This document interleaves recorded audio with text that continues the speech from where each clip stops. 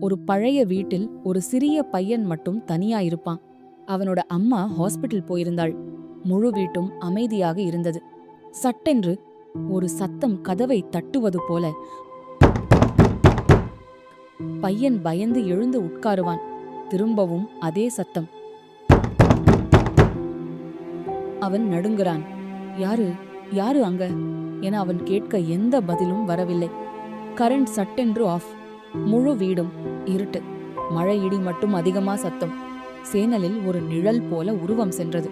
பையன் மெதுவா சமையலறையிலிருந்து விளக்கு எடுக்கிறான். கதவின் அருகே போகும்போது வித்தியாசமான சத்தம் கேட்கிறது. அவன் இன்னும் பயப்படத் தொடங்கினான். தைரியத்தை வரவைத்துக் கொண்டு மெதுவாக கதவை துறக்கிறான். வெளியே ஒரு குட்டி நாய் முழுக்க மழையில நனைந்து நடுங்கிக்கிட்டு இருக்கும். அதோட காலல காயம்.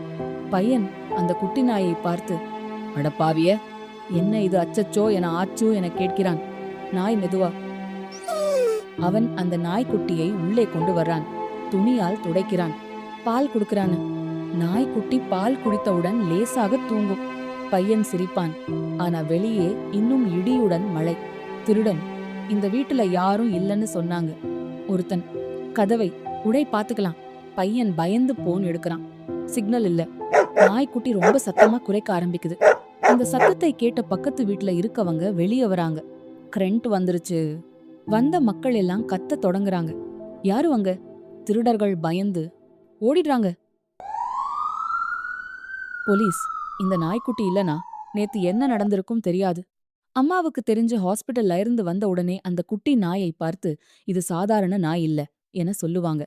பையன் நாய்க்குட்டியை கட்டி அணைத்துக் கொள்வான். நாம காப்பாத்துற உயிர்தான் நம்ம உயிரையும் காப்பாத்தும்.